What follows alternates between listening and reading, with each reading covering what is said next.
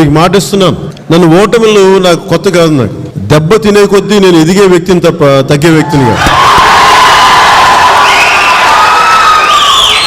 నేను 2014లో తెలంగాణలో పార్టీ పెట్టి ఆవిర్భావం అప్పుడు ఒక మాట చెప్పాను, నేను 25 సంవత్సరాలు ఆలోచించి పార్టీ పెడతాను, ఎందుకంటే నాకు ఓటములు దెబ్బతింటాలు అన్నీ తెలిసి ఊహించి, నేను పోటీ చేసినా కానీ ఓడిపోతే నేను తట్టుకోగలనా అని చెప్పి కొన్ని సంవత్సరాలు ఆలోచించి పార్టీ పెట్టాను. తేలిగ్గా పెట్టలేదు పార్టీ, చాలా దెబ్బలు తినటానికి, ఒడిదుడుకులు తట్టుకొని నిలబడి మీకు అండగా ఉండడానికి నేను జనసేన పార్టీ పెట్టాను. దెబ్బ తింటాను నేను, కానీ పైకి లెగుస్తాను, బలంగా గెలుస్తాను. అలాగే ఒక్కొక్క రివ్యూ మీటింగ్స్లో ఈవీఎంలు ట్యాంపరింగ్ అయిన డబ్బులు అన్ని రకాల మాటలు వస్తూ ఉన్నాయి. నేను అవన్నీ జరిగినాయా జరగలేదా ఖచ్చితంగా అయితే ఒకటి చెప్పగలను.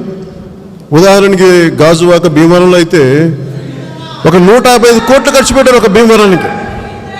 నాకు వచ్చిన ఇన్ఫర్మేషన్ అంటే పవన్ కళ్యాణ్ అనే వ్యక్తిని అసలు పాలిటిక్స్లో రానియకూడదు, అసెంబ్లీలో అడుగు పెట్టకూడదు. ఒకటే మాట చెప్తాను, రాహువు పట్టిన పట్టొక సెకండు అఖండమైన లోక బాంధవుడసలు లేకుండా పోతాడా. మూర్ఖుడు గడియారంలో ముళ్ళు కదనీయకుంటే ధరాగమనం అంతటితో తలకిందైపోతుంది. కుటిలాత్మల కూటమికి ఒక త్రుటి కాలం జయమొస్తే విశ్వ సృష్టి పరిణామం విచ్ఛిన్నమవుతుందా. అంటే ఒక ఓటమి జనసేనను ఆపలేదు. అదే గుర్తుపెట్టుకోండి, బలం తీసుకోండి రోడ్ల మీదకి వెళ్ళి. నేను చెప్పాను మొన్న, నా శవాన్ని నలుగురు మోసే వరకు నేను జనసేనను ముందుకు తీసుకెళ్తాను. కసి కావాలి మనకి, దెబ్బతిన్నా. నేను ఒకటే చెప్తున్నాను మీకు, ఒక బలమైన నాకు ఈ రోజున ప్రభుత్వం వైసీపీకి ఇచ్చింది, ప్రజల ప్రభుత్వం, దాన్ని గౌరవిద్దాం. ఏ యుక్తులు పనినా ఏమి చేసినా ప్రజలు వాళ్ళకి అండగా నిలబడ్డారు, నేను దాన్ని గౌరవిస్తున్నాం. వాళ్ళు ఎలా చేస్తారో కూడా పరిపాలన చూద్దాం. అంటే మొన్న ఎయిర్పోర్ట్లో దిగి వచ్చేటప్పటికి 2 కిలోమీటర్ల దూరంలో ప్రజలు గ్రామ ప్రజలు అడ్డం వచ్చి నాకు ఫ్లెక్సీలు అడ్డం పట్టుకొని వచ్చారన్న, మా గ్రామంలో ఈ సమస్య ఉందని. ఎక్కడ సమస్య ఉందో, ఎక్కడ ఆకలి ఉందో, ఎక్కడ క్షోభ ఉందో, ఎక్కడ అవినీతి ఉందో అక్కడ జనసేన గుర్తు రావాలి ప్రతి ఒక్కరికి. ఒక ఓటమి, ఒక మనిషి అనేవాడు ఎప్పుడు బయటకు వస్తాడంటే గెలుపులో తెలియడాడు. ఎవడు మనవాడు, ఎవడు బయటవాడు మనకు తెలియదు. ఓటమి చెప్తుంది నువ్వు నా వాడివా బయట వాడివా. లక్షల మంది వచ్చారో లేదో నాకు తెలియదు, కానీ ఇప్పుడు వచ్చిన మీరు మీకు అండగా ఉంటాను. నా జీవితం రాజకీయాలే, అది మర్చిపోకండి.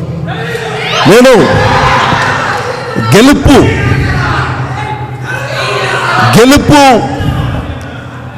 గెలుపు ప్రాంగణం నుంచి నేను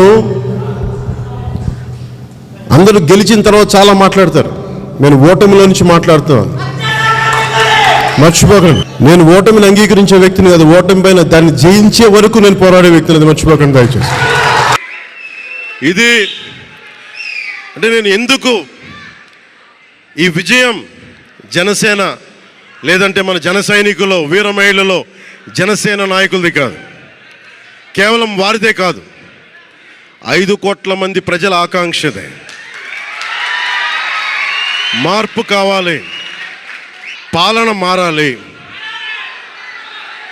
ఇవన్నీ చాలా మంది, కోట్లాది మంది ప్రజల ఆకాంక్ష. ఈరోజు ప్రజలు ఇచ్చిన తీర్పు ఇది. మనందరికీ చాలా జాగ్రత్తగా ఉండాల్సిన సమయం ఇది.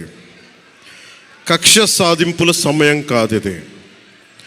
ఆంధ్రప్రదేశ్ భవిష్యత్తుకి పునాది, బలమైన పునాది వేసే సమయం అది. అన్నం పెట్టే రైతుకి అండగా ఉండే సమయం ఇది. రక్షణ లేని ఆడబిడ్డలకి రక్షణ కల్పించే సమయం ఇది. ఆడబిడ్డల్ని, మహిళల్ని వారి కాళ్ళ మీద వాళ్ళు నిలబడగలిగేలా చేసే సమయం ఇది. నేను ఈరోజు ప్రభుత్వ ఉద్యోగులు కూడా మాటిస్తున్నాను. కాంట్రిబ్యూటరీ పెన్షన్ స్కీమ్ నేను చెప్పాను, నేను బాధ్యత తీసుకున్నాను. ఏరు దాటాక తెప్ప తగలేసే రకం కాదు నేను.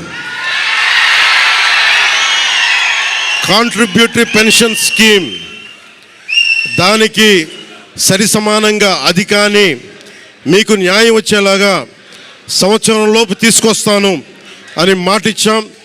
తీసుకొచ్చి తీరుతాం. ఆ మాట మీకు ఇస్తున్నాం. మెగా డిఎస్సి నోటిఫికేషన్ విడుదల చేయించే బాధ్యత మనం తీసుకుందాం. యువత విలవిల్లాడిపోతూ ఉన్నారు. యువత నలిగిపోతూ ఉన్నారు. మీ చదువులకి తగ్గ ఉద్యోగాలు కానీ, మీ స్కిల్స్ని పెంపొందించి మీకు ఉద్యోగాలు కానీ, నేను మీకు చెప్తున్నాను, నాకు చాలా పెద్ద బాధ్యత ఇచ్చారు ప్రజలు. ఈ రోజున మామూలు బాధ్యత ఇవ్వాల.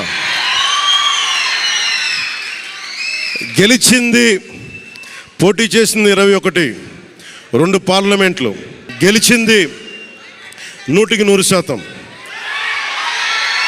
కానీ బాధ్యత ఎంత ఉందంటే 175 సీట్లు మనమే గెలిస్తే ఎంత బాధ్యత ఉందో అంత బాధ్యతతో మేము పనిచేస్తాం. యువత నలిగిపోయి నేను మర్చిపోలేదు. ఆడబిడ్డలు ఇబ్బంది పడిపోయారు, మేము మర్చిపోలే. సగటు మధ్యతరగతి మనుషులు నలిగిపోయారు. రోడ్లు వెయ్యలా, గుంతలు వేశారు, అరాచకం చేశారు. అవన్నీ శాంతి భద్రతలు చాలా చాలా బలంగా ఉంటాయి. మీకు నేను మాటిస్తున్నాను. అతి తక్కువ వ్యవస్థల్లో రాజకీయ ప్రమేయం చాలా తక్కువ ఉండేలాగా, అధికారుల్ని వారి పని చేసుకునేలాగా ఈ ప్రభుత్వం ఉంటుంది, కూటమి ప్రభుత్వం ఉంటుంది. రైతుకి కష్టం వస్తే హక్కును చేర్చుకునే ప్రభుత్వం తప్ప తిరస్కారంగా చిన్న చూపు చేసే ప్రభుత్వం అవ్వదు మనకి ఈ కూటమి ప్రభుత్వం.